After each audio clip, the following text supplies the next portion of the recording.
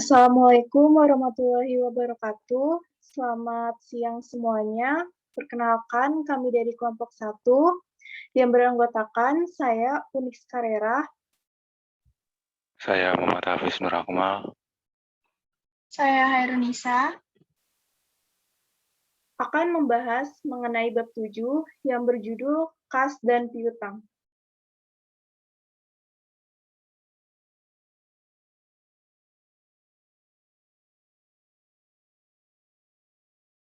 Tujuan pembelajaran yang pertama, mengidentifikasi item yang dianggap tunai. Yang kedua, menunjukkan bagaimana melaporkan kas dan item terkait. Yang ketiga, menentukan piutang dan mengidentifikasi jenis piutang. Yang keempat, menjelaskan isu-isu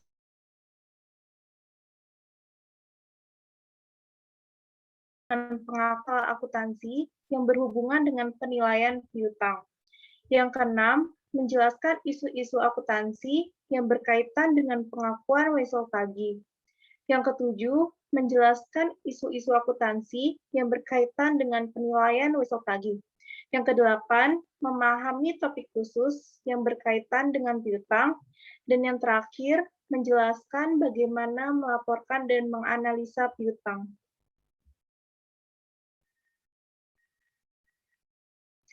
Kas dan piutang.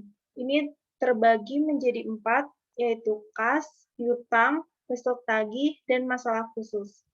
Di kas itu ada pengertian apa itu uang tunai, lalu ada pelaporan kas, ada ringkasan item kas terkait.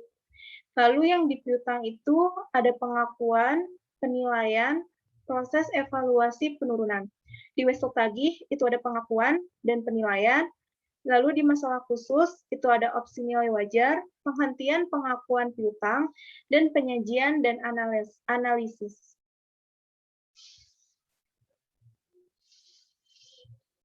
Kas. Apa itu kas? Yaitu sebuah aset keuangan, juga instrumen keuangan. Instrumen keuangan adalah setiap kontak yang menimbulkan aset keuangan dari suatu entitas dan kewajiban keuangan atau kepentingan ekuitas entitas lain. Financial asset itu ada cash, loans and receivables, ada investment in debt securities, ada investment in equity securities. Di non-financial asset itu ada inventory, prepaid expense, property, plant and equipment, and intangible asset.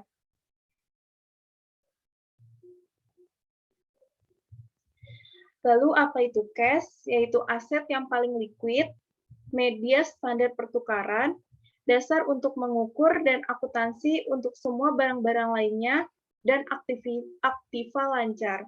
Contohnya, koin, mata uang, dana yang tersedia pada deposito di bank, wesel, cek bersertifikat, cek kasir, cek pribadi, bank, draft, dan tabungan. Pelaporan kas, itu ada setara kas. Jangka pendek, investasi yang sangat liquid. Yang keduanya, A, mudah dikonversi ke uang tunai. Dan yang B, sehingga dekat jatuh tempo mereka, bahwa mereka menimbulkan resiko signifikan dari perubahan suku bunga. Contohnya itu ada treasury bills, surat berharga, dan reksadana pasar uang. Yang dibatasi, ketika materi dalam jumlah, pisahkan kas yang dibatasi penggunaannya dari biasa cash. Aktiva lancar atau aktiva tidak lancar. Contohnya dibatasi untuk perluasan pabrik, pensiun dari utang jangka panjang, dan kompensasi saldo. Bank culukan. Ketika sebuah perusahaan menulis cek sebesar lebih dari jumlah dalam rekening kas. Umumnya dilaporkan sebagai kewajiban lancar. Offset terhadap rekening kas itu hanya jika tersedia uang tunai hadir pada rekening lain di bank yang sama dicerukan terjadi. Piutang. Piutang adalah klaim diadakan terhadap pelanggan dan lainnya untuk uang, barang, atau jasa. Janji-janji lisan dari pembeli untuk membayar barang dan jasa yang dijual itu dinamakan piutang. Janji tertulis untuk membayar sejumlah uang pada tanggal tertentu itu disebut wesel tagih.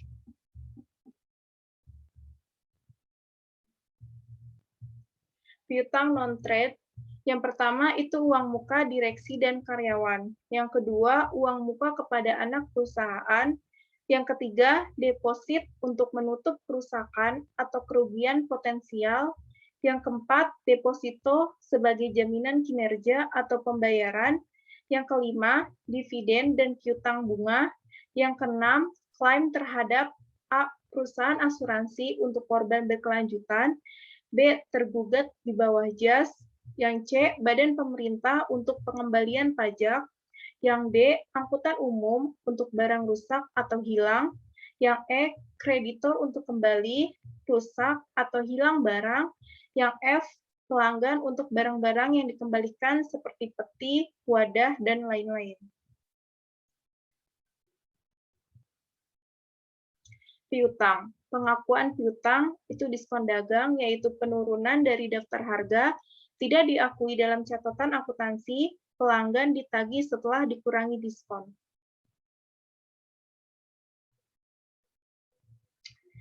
Pengakuan piutang lagi itu ada diskon cash atau penjualan diskon bujukan untuk pembayaran prom, metode gross versus metode net. Jangka waktu pembayaran misalkan contohnya adalah 2/10 N/30.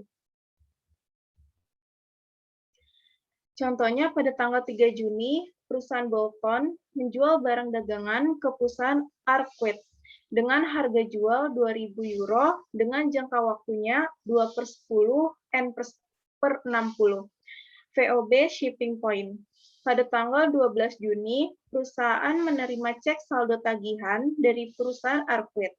Buatlah ayat jurnal pada buku perusahaan Bolton untuk mencatat penjualan dengan asumsi Bolton, mencatat penjualan dengan metode gross. Jurnalnya itu 3 Juni, piutangnya sebesar 2.000 di debit, penjualan di kredit sebesar 2.000. Di tanggal 12 Juni itu ada kasnya sebesar 1.960 di debit, diskon penjualan yang diambil dari 2.000 euro dikali 2% itu sama dengan 40 di debit, pada piutang di kredit sebesar 2.000.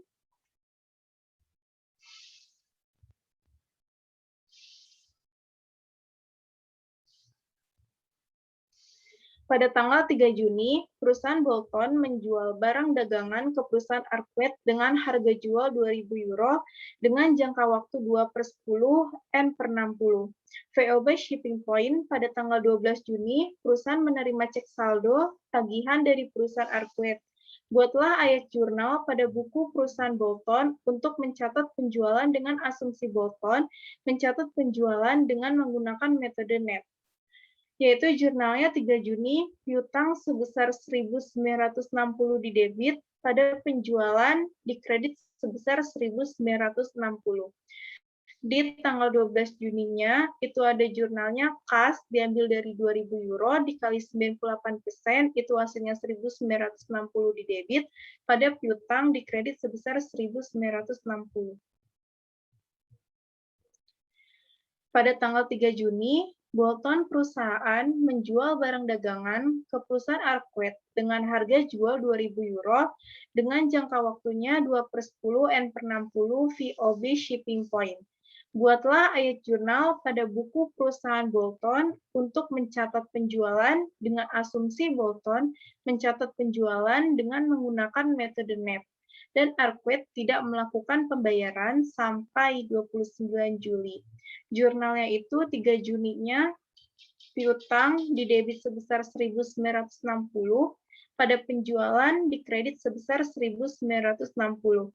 Di tanggal 12 Juninya, itu ada kasnya sebesar 2.000, pada piutang sebesar 1.960 di kredit, dan diskon penjualan hangusnya itu di kredit sebesar 40.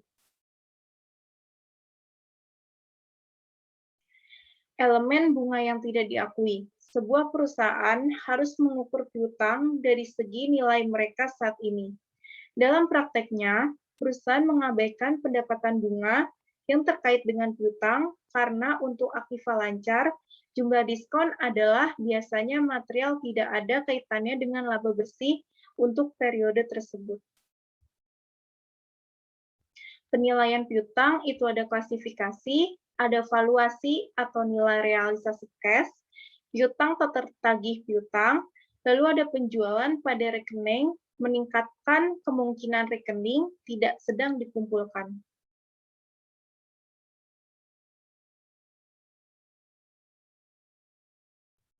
Piutang tak tertagih piutang. Sebuah piutang tak tertagih adalah hilangnya pendapatan yang membutuhkan. Yang pertama, penurunan akun aset piutang, dan yang kedua, penurunan terkait dalam pendapatan dan ekuitas.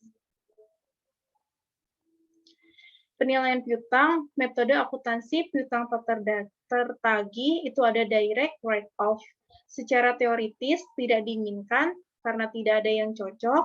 Piutang tidak dinyatakan sebesar nilai realisasi cash, tidak IFRS ketika materi dalam jumlah.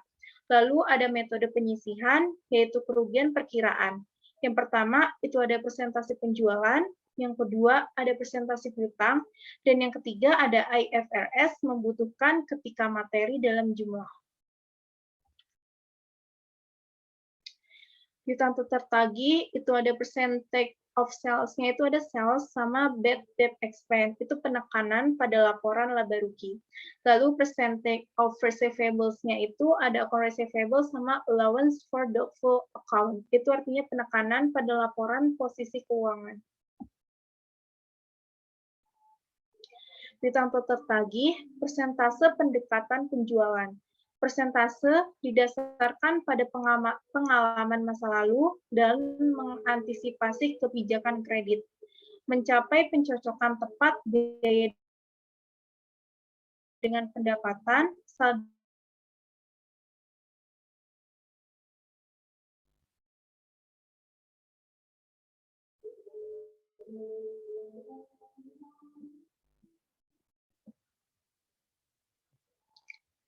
persentase pendekatan penjualan. Ilustrasinya, perusahaan Gonzales memperkirakan dari pengalaman masa lalu tidak dapat ditagih. Jika penjualan kredit 11, ia mencatat beban piutang tak tertagih sebagai berikut. Beban utang buruk sebesar 8.000 di debit, pada penyisihan piutang ragu-ragu di kredit sebesar 8.000. Lalu di buku besarnya itu, bad debt expense-nya Desember tanggal 31, di adjustment-nya itu ada 8.000 di debit, allowance for doubtful account-nya itu Januari tanggal 1, balance-nya itu 1.723 di kredit, Desember 31 adjustment-nya itu 8.000, jadi totalnya Desember 31 balance-nya adalah 9.723 di kredit. Persentase pendekatan piutang. Tidak cocok dan laporan piutang pada nilai realisasi kas. Perusahaan dapat menerapkan metode ini menggunakan satu tingkat komposit atau jadwal penuaan menggunakan tingkat yang berbeda. E77 pencatatan kredit macet. Perusahaan sandal melaporkan informasi keuangan berikut sebelum penyesuaian. Account receivable-nya itu sebesar 160.000 euro di debit, allowance for doubtful account di kreditnya itu sebesar 2.000, sales all on credit itu sebesar 800.000, sales returns and allowance sebesar 50.000 di debit. Petunjuk, buatlah jurnal untuk mencatat biaya piutang tak tertagih dengan asumsi perusahaan sandal memperkirakan kredit macet di A, yaitu sebesar 1% dari penjualan bersih, dan yang B, 5% dari piutang.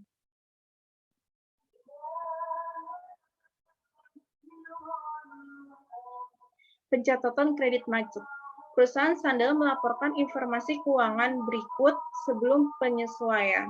Account receivable-nya 160.000 euro di debit, allowance for default account-nya itu di kredit sebesar 2.000, sales on credit-nya itu sebesar 800 di kredit, sales status and allowance-nya di debit sebesar 50.000. Instruksi petunjuk buatlah jurnal untuk mencatat biaya piutang tetap tagih dengan asumsi perusahaan sandal memperkirakan kredit di A 1% dari penjualan bersih.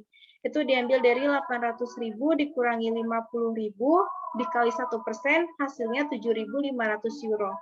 Jurnalnya, biaya piutang tetap tagih sebesar 7.500 di debit, pada penyisihan piutang tetap tagih di kredit sebesar 7.500.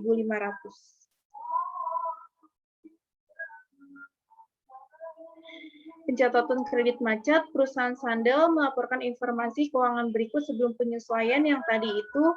Instruksinya, buatlah jurnal untuk mencatat biaya piutang tetap tagih dengan asumsi perusahaan sandal memperkirakan kredit macet di B-nya itu 5% dari piutang. Itu diambil dari 160.000 euro dikali 5%, dikurangi 2.000, hasilnya 6.000. Jurnalnya, biaya piutang tetap tagih sebesar 6.000 di debit, pada penyisihan piutang tetap tagih di kredit sebesar 6.000. Pemulihan akun tak tertagih. Ilustrasinya, asumsikan bahwa Wakil Presiden Keuangan, Brown Furniture, memberi kuasa write-off sebesar $1.000 dari saldo terhutang oleh Rendel CO pada tanggal 1 Maret 2012. Catatan untuk mencatat write-off adalah biaya piutang tak tertagih sebesar 1.000 pada piutang sebesar 1.000 di kredit. Asumsikan bahwa pada tanggal 1 Juli, Randall CO membayar $1.000, jumlah yang telah dihapuskan Brown pada tanggal 1 Maret. Ini adalah catatannya. Piutang di debit sebesar 1.000, pada penyisihan piutang tak tertagih sebesar 1.000. Kasnya di debit sebesar 1.000, pada piutang di kredit sebesar 1.000.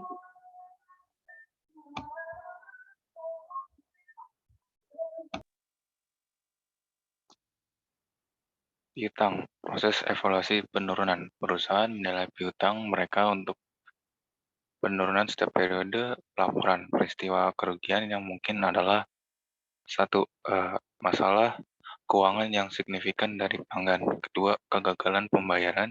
Yang ketiga, renegosiasi dari segi piutang karena kesulitan keuangan pelanggan. Yang keempat, penurunan estimasi arus kas masa depan dari kelompok piutang sejak pengakuan awal. Meskipun penurunannya belum dapat diidentifikasi dengan aset dalam kelompok perusahaan tersebut.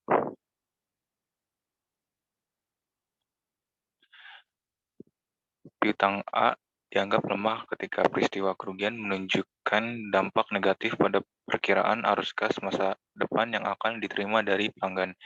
IASB mensyaratkan bahwa penilaian penurunan nilai harus dilakukan sebagai berikut. 1. Piutang yang secara individual penting harus dipertimbangkan untuk penurunan secara terpisah. Yang kedua, setiap piutang dinilai secara individual yang tidak dianggap terganggu harus dimasukkan dengan sekelompok aset dengan karakteristik resiko kredit yang serupa dan menilai penurunan nilai secara kolektif.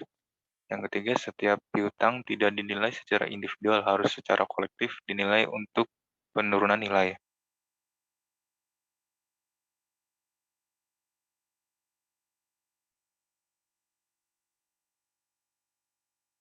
Ilustrasinya, perusahaan Hector memiliki piutang berikut yang diklasifikasikan menjadi signifikan secara individual dan piutang lain-lain. Ian Company-nya sebesar 40.000, Random Inc-nya sebesar 100.000, Ferrando Co-nya itu sebesar 60.000, Blanchard Ltd sebesar 50.000. All other receivable-nya ada 500.000. Maka totalnya menjadi 750.000 dolar. Hector menentukan bahwa piutang Ian itu terganggu dengan 15.000 dolar dan piutang Blanchard benar-benar terganggu. Random dan piutang Fernando keduanya tidak dianggap terganggu. Hector juga menentukan bahwa tingkat gabungan dari 2% yang tepat untuk mengukur penurunan pada semua piutang lain-lain. Total penurunan dihitung sebagai berikut. Account receivable impairments. Yang kompaninya ada 15.000 dolar di kredit, Blanchard Ltd 50.000 di kredit, collectivity asset receivable sebesar 500.000 dolar, lalu ada Randon Co sebesar 100.000, Fernando Co sebesar 60.000. Total collectivity asset receivable sebesar 660.000 dolar. Maka total collectivity asset impairments itu 660.000 dolar dikali 2%. Maka didapatkan saya 13.200. Total impairment-nya sebesar 78.200.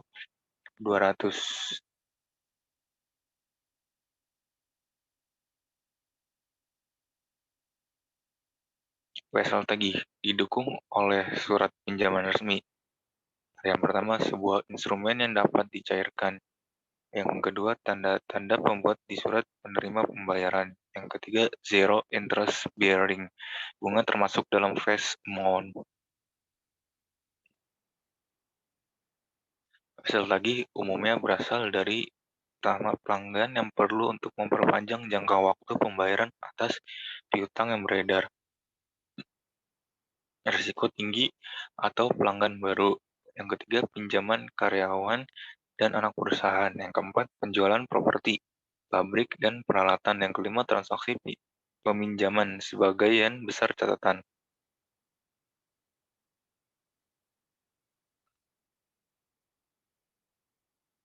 Pengakuan Wesel tagih. Untuk jangka pendeknya mencatat pada face value dikurangi penyisihan. Jangka panjangnya merekam pada present value kas diharapkan akan dikumpulkan. Suku bunga tingkat lain sama dengan tingkat penjualan dicatat di face value. Tingkat lain lebih gede, lebih besar daripada tingkat penjualan dicatat di premi. Tingkat lain kurang dari tingkat penjualan, maka dicatat di diskon.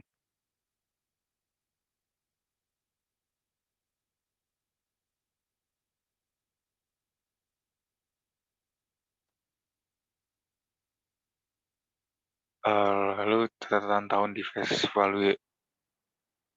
Bigelow Corp meminjamkan Scandinavian Imports sebesar 10.000 dolar dalam pertukaran untuk 10.000 dolar.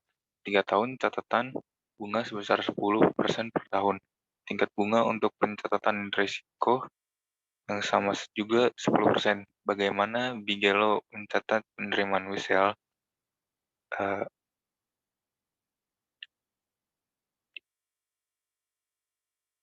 I-nya itu sebesar 10%, lalu ada 10.000 dolar sebagai pokok,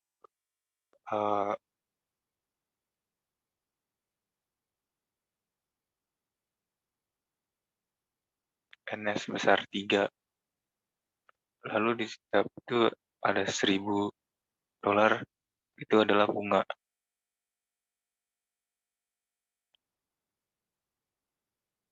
Next.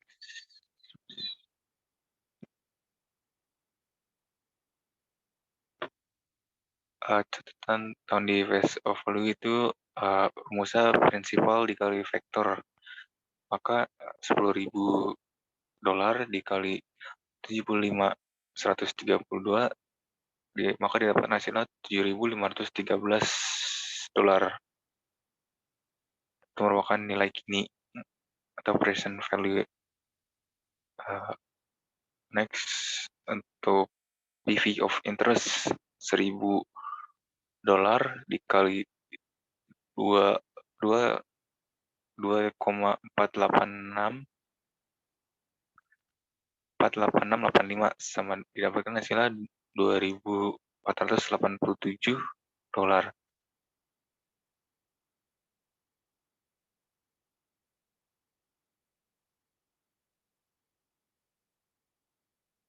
Ringkasannya nilai bunga kini yang didapatkan adalah $2.487. Nilai pokok kini sebesar $7.513.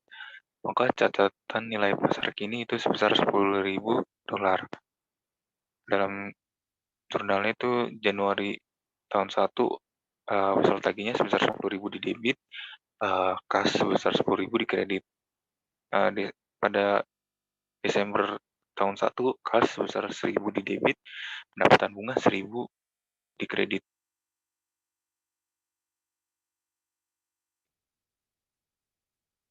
Zero interest bearing note, itu ilustrasinya perusahaan Yeremia menerima 3 tahun $10.000 zero interest bearing note.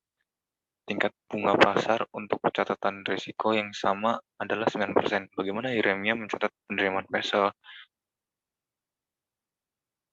I-nya itu sebesar 9%, $10.000 sebagai pokok, lalu 0% itu sebagai bunga, N-nya dapatkan 3, maka next untuk mencari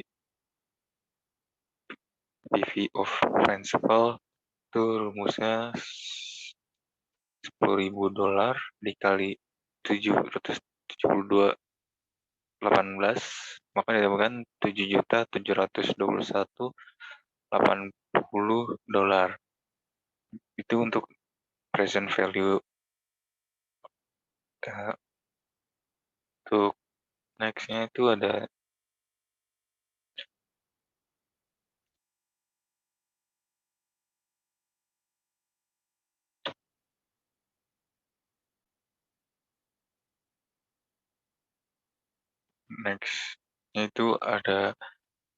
schedule of not discount amortization effective interest method itu 0% not discounted at 9%.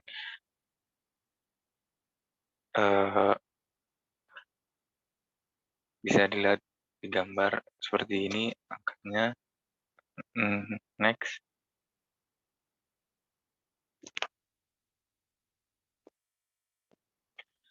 Zero interest bearing note, ayat jurnal untuk zero interest bearing note itu nilai pokok sekarang didapatkan $7.721.80.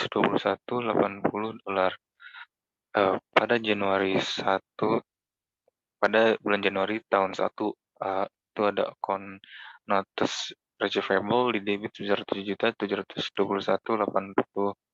Cashnya sebesar $7.721.80 di kredit. Pada Desember tahun 1, notice receivable sebesar $649,96 di debit. Interest revenue-nya $694,96. Didapatkan dari 7.721,80 dikali 9%.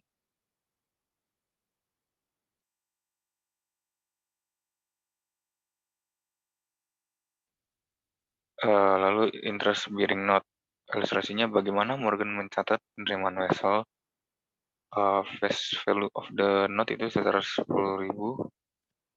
Lalu ada present value of the principal didapatkan dari $10.000 dikali 711.78, maka didapatkan $7.118. Present value of the interest didapatkan $1.000 dikali 2,40183, maka dia dapatkan 2.402. Untuk present value of the note-nya itu sebesar 9.520, maka difference diskonnya itu sebesar $480. Wesel laginya di debit sebesar 9.520 di debit, kas sebesar 9.520 di kredit.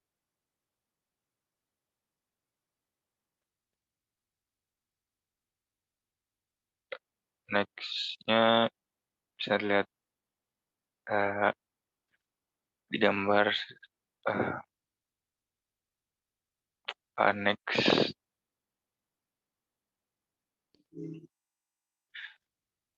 interest bearing note, ayat jurnal untuk interest bearing note itu sebagai berikut. Beginning year tahun pertama, account title-nya notes receivable-nya di debit sebesar 9.520. Cash ada cash 9.520 di kredit.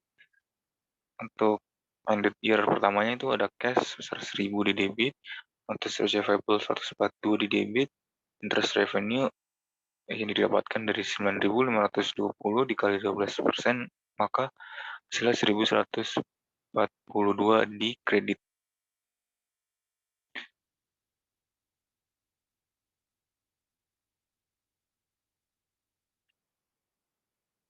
Wesel tagih mencatat penerimaan aset barang atau jasa dalam transaksi tawar-menawar diadakan di arm's length. Tingkat bunga yang ditetapkan dianggap menjadi wajar, kecuali yang pertama tidak ada suku bunga dinyatakan, atau tingkat bunga yang ditetapkan adalah tidak masuk akal, atau jumlah nominal wesel secara material saat ini berbeda dari harga penjualan tunai.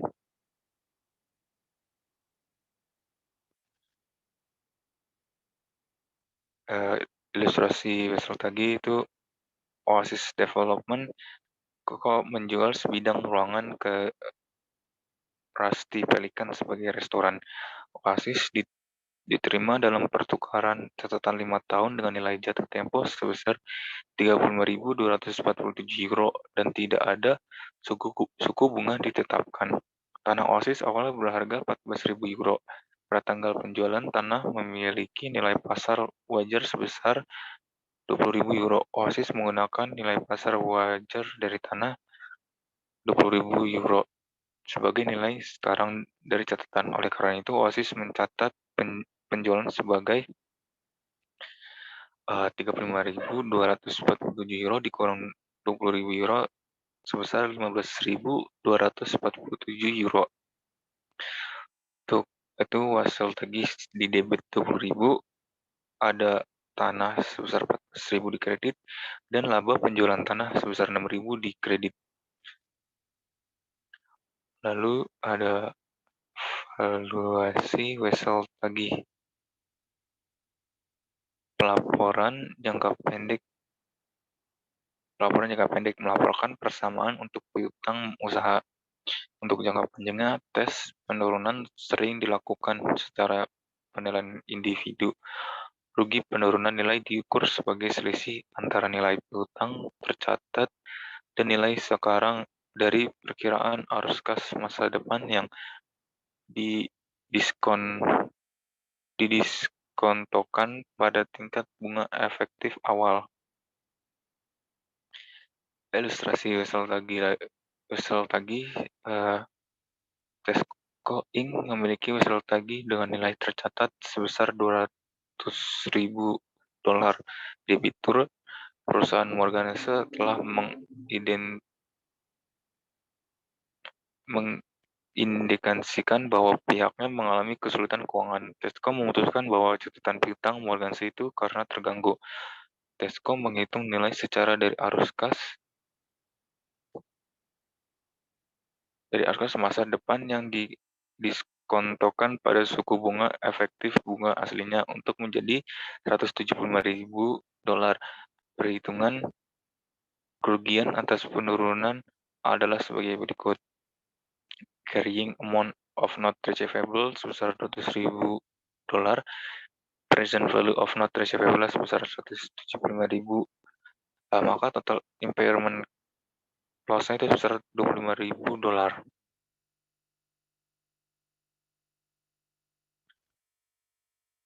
Lalu ada perhitungan kerugian atas penurunan adalah sebagai berikut.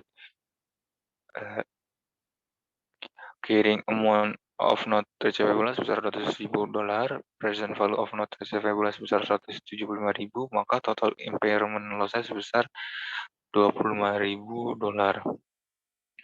Pencatatan untuk mencatat kerugian penurunan nilai adalah sebagai berikut. Biaya piutang tak tertagih sebesar 25.000 di debit, penyisian piutang tak terlagi sebesar 25.000 di kredit.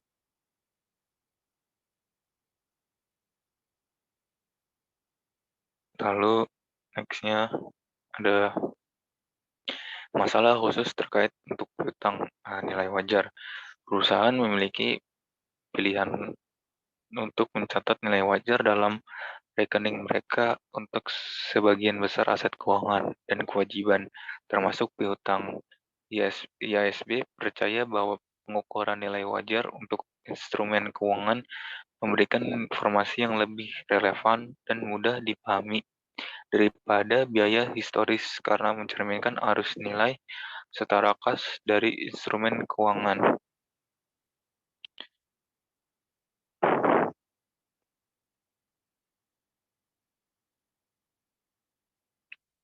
Masalah khusus terkait untuk piutang. Pengukuran nilai wajar piutang disajikan sebesar nilai wajarnya, keuntungan yang belum direalisasi, atau kerugian yang dilaporkan sebagai bagian dari laba bersih. Yang ketiga, jika perusahaan memiliki opsi nilai wajar untuk piutang, ia harus terus menggunakan pengukuran nilai wajar untuk piutang yang sampai perusahaan tidak lagi memiliki piutang ini.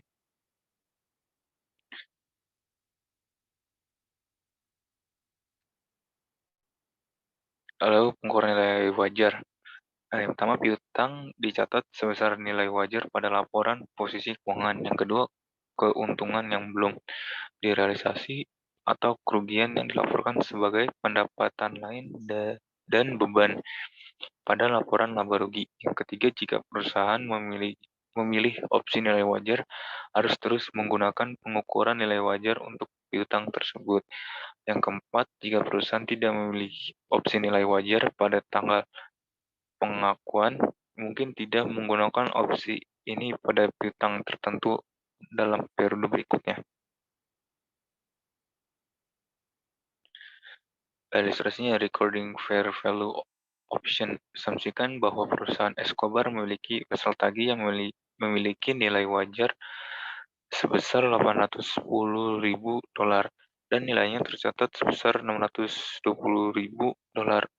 Escobar memutuskan pada tanggal 31 Desember 2011 untuk menggunakan opsi nilai wajar piutang tersebut. Ini adalah penaksiran pertama dari piutang yang baru saja diakuisisi. Pada tanggal 31 Desember 2011, Escobar membuat jurnal penyesuaian untuk mencatat kenaikan nilai vessel tagih dan untuk mencatat keuntungan yang belum direalisasi sebagai berikut. Vessel tagihnya sebesar 190.000 di debit, pada laba atau rugi ditahan sebesar 190.000 di kredit.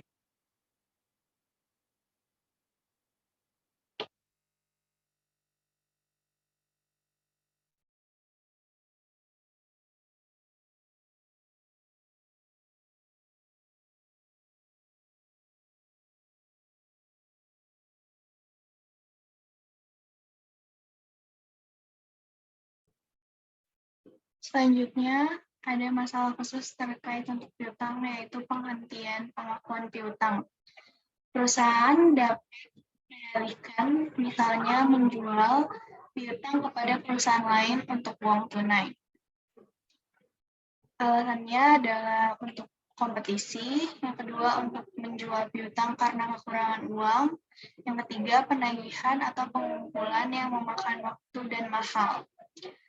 Selanjutnya ada transfer dilakukan dengan yang pertama yaitu pinjaman yang dijaminkan, yang kedua ada penjualan piutang. Pinjaman yang dijaminkan menggunakan piutang sebagai jaminan dalam transaksi pinjaman. Ilustrasinya adalah 1 Maret 2011, Howard Mills Inc. menyediakan atau memberikan $700.000 dari piutang usaha ke Bank Citizen sebagai jaminan atas catatan $500.000. Howard Mills terus menagih piutang. Debitur tidak diberitahu tentang pendapatannya. Bank Citizen menilai biaya keuangannya 1% dari piutang dan bunga pada catatan 12%. Howard Mills membuat pembayaran bulanan ke bank untuk semua uang yang dikumpulkan pada piutang.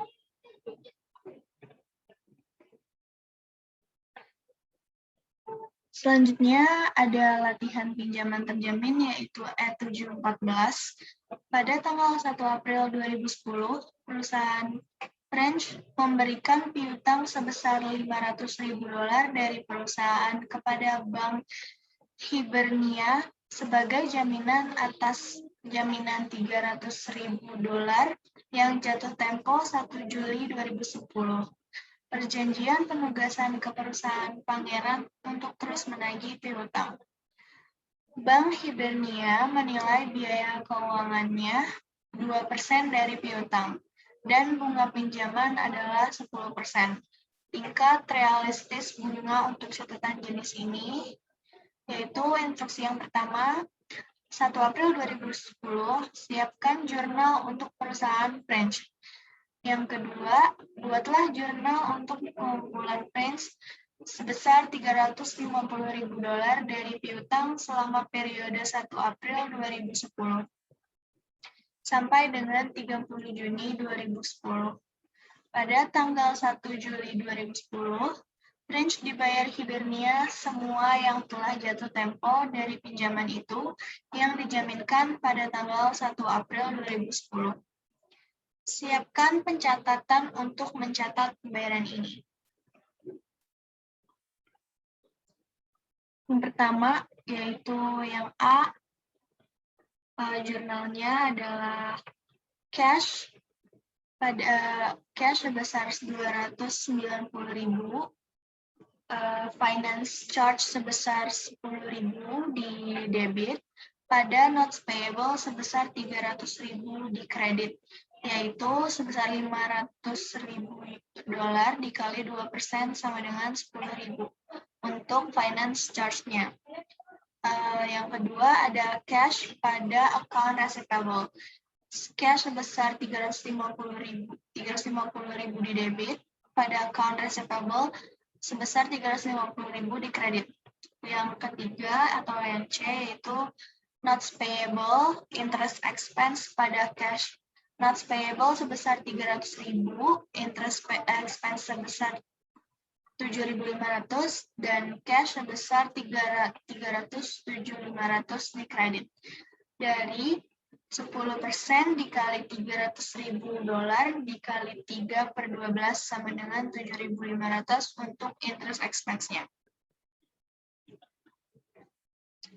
Selanjutnya ada penjualan piutang. Faktor-faktor perusahaan keuangan atau bank yang membeli piutang dari perusahaan biaya. Yang pertama itu ada faktornya, yaitu approved credit. Yang kedua ada request credit, review dari company ke factor. Selanjutnya ada customer, yaitu retailer of wholesale. Pada factor melalui market payment. Dari customer ke company yaitu place order, dari company ke customer yaitu stock goods. Selanjutnya penjualan tanpa jaminan, yaitu pembeli mengasumsikan resiko koleksi. Selanjutnya ada transfer, adalah penjualan langsung dari piutang. Yang ketiga, catatan penjual rugi penjualan. Yang terakhir ada penjualan menggunakan piutang dari faktor piutang, laporan untuk menutupi diskon, tretur, dan tunjangan. Selanjutnya ada ilustrasi yaitu Crest Textile Inc. Faktor 500 sebesar 500.000 euro dari piutang dengan Commercial Factors Inc. pada non-jaminan atau tanpa penolong dasar. Faktor-faktor komersial menilai biaya keuangan 3% dari jumlah piutang dan mempertahankan jumlah yang sama dengan 5% dari piutang untuk menyesuaikan kemungkinan. Crest Textile dan Commercial Factors membuat jurnal berikut untuk piutang tanpa jaminan. Yang pertama untuk Crest Textiles, yaitu cash sebesar 400.000. Selanjutnya ada due from factor, yaitu sebesar 25.000. Selanjutnya ada loss on sales of receivable sebesar 15.000. Pada accounts not receivable sebesar 500.000. Selanjutnya kalau di commercial factor Inc. itu ada account not receivable sebesar 500.000, pada due of crash taxable sebesar 25.000, dan financing revenue sebesar 15.000, pada cash sebesar 460.000. Penjualan piutang, penjualan dengan jaminan. Penjualan menjamin pembayaran kepada pembeli. Selanjutnya, transfer dianggap sebagai pinjaman kadang disebut sebagai penjualan gagal. Asumsikan Puncak Tekstil menjual piutang atas dasar dengan pinjaman. Yang pertama ini contohnya ada ilustrasi dari Crash Tekstil, yaitu cash sebesar 460.000. Terus selanjutnya ada due from factors sebesar 25.000. Lalu ada finance charge sebesar 15.000. Dan di liability of commercials-nya pada factor sebesar 500.000. Selanjutnya di commercial factors itu ada account receivable sebesar 500.000, pada due of Crash Tekstil sebesar 25.000, dan finance revenue sebesar 15.000, dan cash sebesar 460.000. Ringkasan transfer. Transfer of receivable have a substances or risk and means been transferred. Menentukan apakah yang ditransfer dapat dihentikan pengakuannya pada perhitungan sebagai penjualan didasarkan pada evaluasi apakah penjualan telah mengalihkan secara substansial semua resiko dan manfaat atas kepemilikan aset keuangan. Selanjutnya ada penyajian dan analisis. Aturan umum dalam mengklasifikasikan piutang adalah yang pertama yaitu pisahkan dan melaporkan jumlah tercatat sebagai kategori piutang. Yang kedua, tunjukkan piutang diklasifikasikan lancar dan tidak lancar dalam laporan posisi keuangan. Yang ketiga, tepat mengimbangi rekening penilaian untuk piutang yang terganggu, termasuk diskusi tentang gangguan individu dan kolektif ditentukan.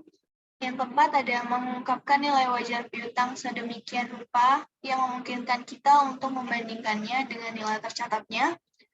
Yang kelima, mengungkapkan informasi untuk menilai resiko kredit pada piutang dengan memberikan informasi mengenai pengungkapan setiap piutang yang dijaminkan, dan mengungkapkan semua konsentrasi resiko kredit yang signifikan yang timbul dari piutang.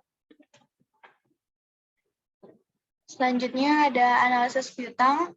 Ini ada ilustrasi nomor 7/24, yaitu net sales per average trade receivable sama dengan account receivable turnover. Ya, net sales sebesar 17.053 per 1.650 ditambah 1.455 per 2 dibagi 2 sama dengan 11 waktu dari setiap 33 hari. Rasio ini digunakan untuk menilai likuiditas piutang dan mengukur berapa kali rata-rata perusahaan mengumpulkan piutang selama periode tersebut. Cash dan receivable. Relevant fact. Akuntansi dan pelaporan yang berkaitan dengan kas pada dasarnya sama di bawah IFRS dan US GAAP. Isu-isu akuntansi dan pelaporan dasar yang berkaitan dengan pengakuan dan pengukuran piutang pada dasarnya sama antara IFRS dan US GAAP. Meskipun IFRS menyarankan bahwa piutang dengan karakteristik yang berbeda harus dilaporkan secara terpisah, tidak ada dasar yang mewajibkan pemisahan ini. Selain itu, tidak ada standar khusus untuk yang terkait dengan peminjaman, tugas, dan peruangan piutang dagang. seperti IASB, FASB telah bekerja untuk melaksanakan pengukuran nilai wajar untuk semua instrumen keuangan. Namun, kedua dewan telah menghadapi oposisi pahit dari berbagai fraksi.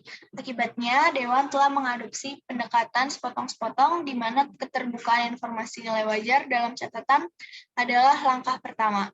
Langkah kedua yaitu opsi nilai wajar yang memungkinkan perusahaan untuk merekam nilai wajar dalam laporan keuangan. Kedua dewan telah mengindikasikan bahwa mereka percaya semua instrumen keuangan harus dicatat dan dilaporkan sebesar nilai wajarnya.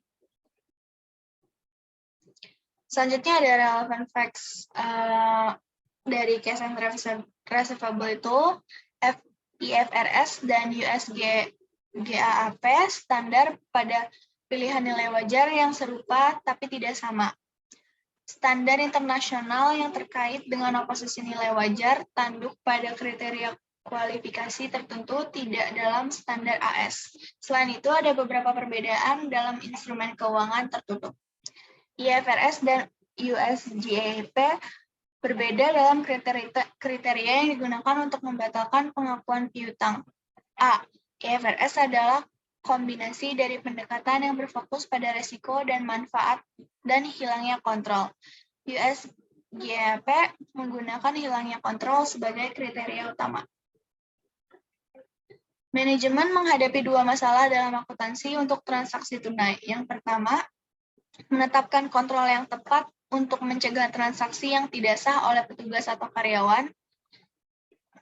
Yang kedua, memberikan informasi yang diperlukan untuk benar mengolah kas dan kas transaksi. Menggunakan rekening bank. Untuk mendapatkan tujuan pengendalian yang diinginkan, sebuah perusahaan dapat bervariasi dalam jumlah dan lokasi bank dan jenis rekening. Yang pertama adalah rekening giro umum. Yang kedua, mengadakan pengumpulan. Yang ketiga, rekening lockbox. Yang ketiga, yang terakhir ada rekening bank impres. Sistem impres kas kecil untuk membayar jumlah yang kecil dan biaya lain-lain. Langkah-langkahnya yang pertama, pencatatan $300 transfer dana ke kas kecil, yaitu jurnalnya adalah kas kecil pada kas sebesar 300. Yang kedua, memelihara kas kecil memperoleh penerimaan yang ditandatangani dari setiap individu kepada siapa ia membayar tunai. Yang ketiga, ada kustodian menerima cek perusahaan untuk mengisi dana, beban perlengkapan kantor, beban ongkos kirim, beban hiburan, kas sisa dan pendek, dan pada kas. Yang keempat, jika perusahaan memutuskan bahwa jumlah uang tunai dalam kas adalah berlebihan, dan itu harus menurunkan saldo dana, yaitu sebagai berikut. Jurnalnya adalah kas pada kas kecil. Perlindungan fisik dari saldo kas. Perusahaan harus yang pertama meninggalkan uang tunai di tangan, yang kedua hanya ada di tangan kas kecil dan penerimaan saat hari ini, yang ketiga simpan dana dalam lemari besi, aman atau dikunci di laci kas. Yang selanjutnya mengirimkan tanda terima setiap hari ke bank sesegera mungkin. Yang terakhir adalah membuktikan secara berkala atau mencocokkan saldo yang tertera di dalam buku besar. Rekonsiliasi saldo bank. Jadwal menjelaskan perbedaan antara bank dan pencatatan perusahaan uang tunai. Merekonsiliasi produk. Yang pertama, setoran dalam proses. Yang kedua, cek yang beredar. Yang ketiga biaya bank dan kredit. Dan yang keempat, kesalahan bank dan dalam penyetoran. Ini adalah contoh ilustrasi dari rekonsiliasi saldo bank. Selanjutnya adalah ilustrasi dari cash control, yaitu pembuatan ayat jurnal penyesuaian pada tanggal 30 November pada buku Nugget Mining Company. November 30, yaitu di debit ada kas, biaya kantor, dan piutang kas sebesar 542, biaya kantor sebesar 18, piutang sebesar 220, pada hutang dan pendapatan bunga sebesar 180 dan 600.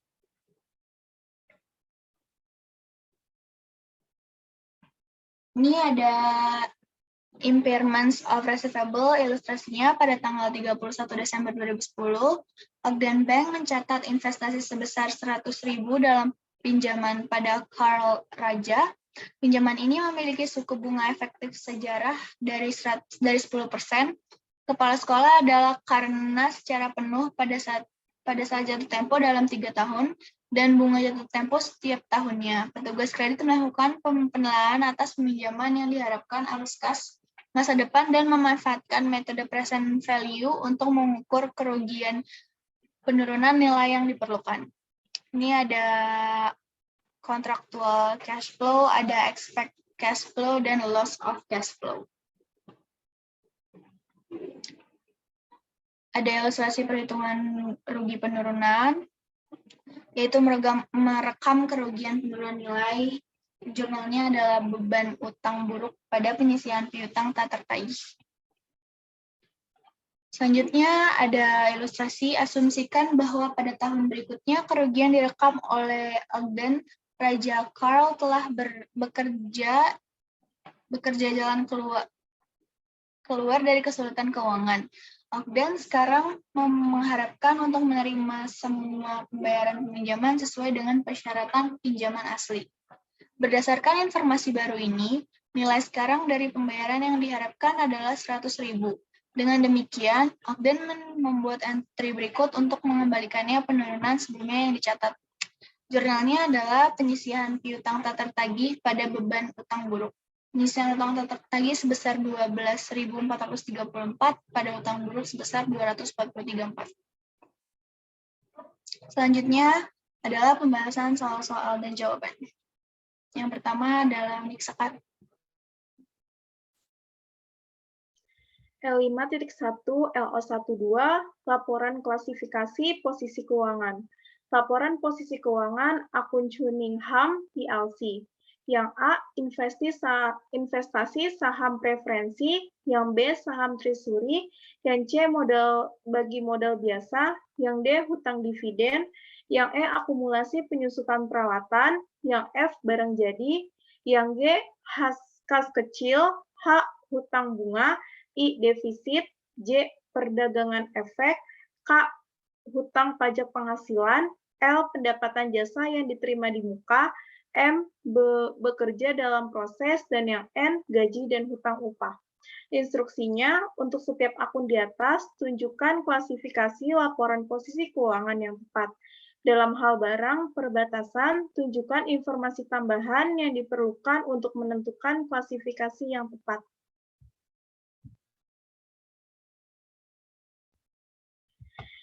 Jawabannya yang A. Jika investasi dalam saham preferensi siap dipasarkan dan dimiliki terutama untuk dijual dalam waktu dekat untuk menghasilkan pendapatan atau selisih harga jangka pendek, maka akun tersebut akan muncul sebagai aset lancar dan dimasukkan dalam sekuritas yang diperdagangkan. Jika di sisi lain saham preferen adalah untuk tujuan non-perdagangan, maka mereka harus diklasifikasikan sebagai investasi ekuitas non-perdagangan dalam aset tidak lancar. B. Saham treasury harus disajikan sebagai pengurang total ekuitas. Yang C. Ekuitas. D. Kewajiban saat ini. Yang E. Properti, pabrik, dan peralatan itu sebagai pengurang. Yang F. Aktiva lancar, itu ada persediaan. Yang G. Ada aset lancar. H. Ada kewajiban lancar. I, ada laba ditahan, J, ada aset lancar, yang K, ada kewajiban lancar, dan L juga sama, yaitu kewajiban lancar, yang M, ada aset lancar, yaitu persediaan, yang N, ada kewajiban lancar.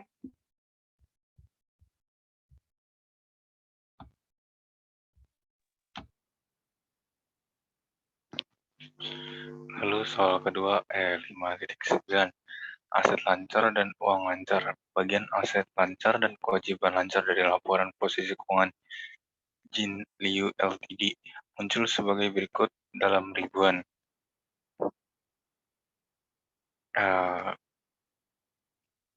Inventory-nya ada 171.000 yuan, account receivable 89.000 yuan, less allowance for the full account sebesar 7.000, maka didapatkan 82.000. Prepaid expense sebesar 9.000, cash sebesar 40.000. Maka totalnya ada 302.000 yuan. Notes payable sebesar 67.000, accounts payable sebesar 60.000. Maka total didapatkan adalah 126.000.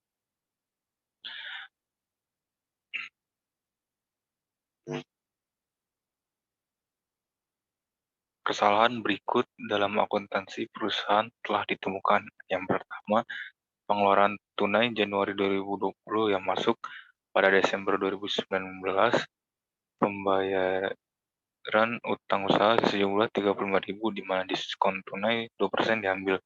Persediaan termasuk 27.000 barang dagangan yang diterima pada tanggal 31 Desember, tetapi tidak ada faktor pembelian yang diterima atau dimasukkan, dan jumlah ini 10.000 telah diterima secara konsiasi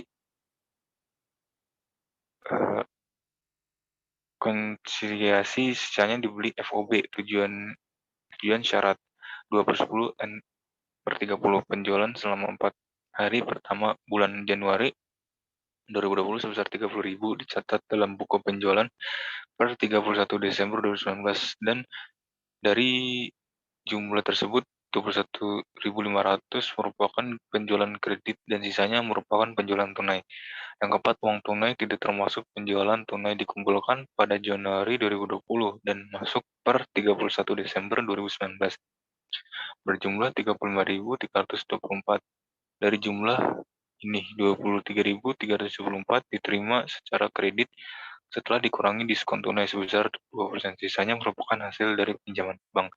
Instruksinya yang A, menyatakan kembali bagian aset lancar dan kewajiban lancar dari laporan posisi keuangan sesuai dengan praktik akuntansi yang baik. Asumsikan bahwa piutang dan utang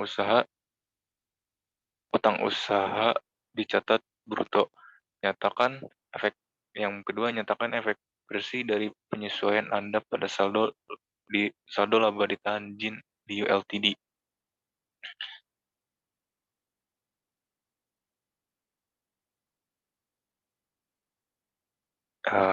Untuk jurnalnya LULTD per 31 Desember 2020 current asetnya itu 34.396,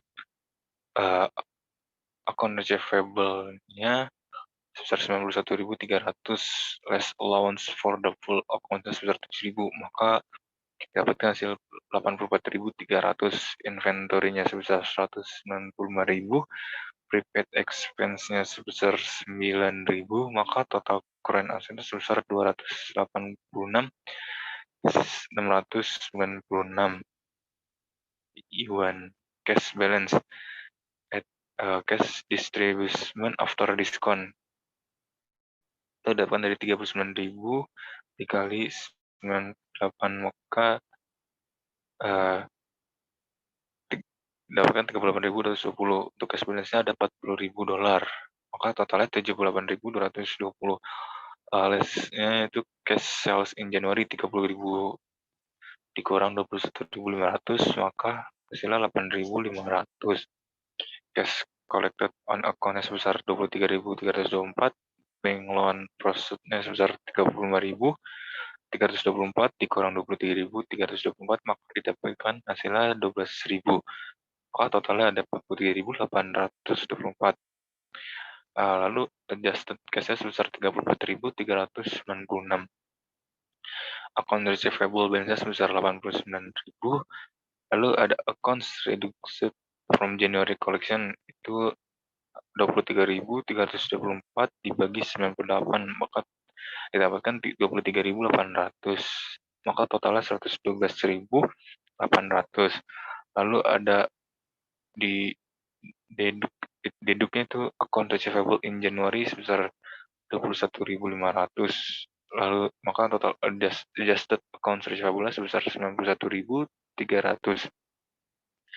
Lalu ada inventory sebesar 171.000.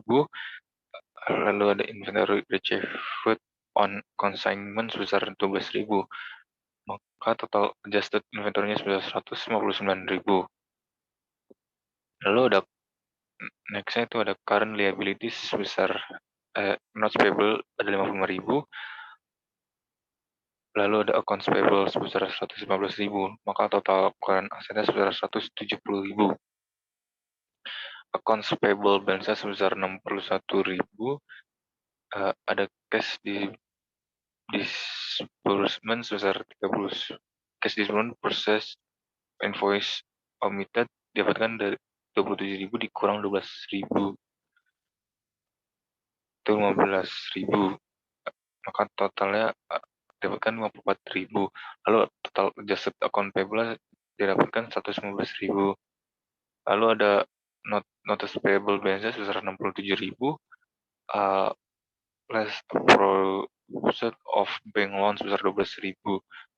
Maka total adjusted notice payable sebesar 55.000. Lalu yang B-nya adjusted to retained earnings balance. January sales diskonnya 23.324 dibagi 98 dikali 0,2 maka didapatkan hasil 476. Lalu deduk pada January sales itu sekitar 30.000. Lalu January proses diskonnya itu 39.000 dikali 0,2 maka didapatkan 780. Desember purchase itu 27.000 dikurang 12.000 maka 15.000. Lalu consignment inventory-nya sebesar 12.000 maka didapatkan totalnya sebesar 57.780. Lalu ada change decrease to return earnings-nya didapatkan sebesar 57.304. Iya.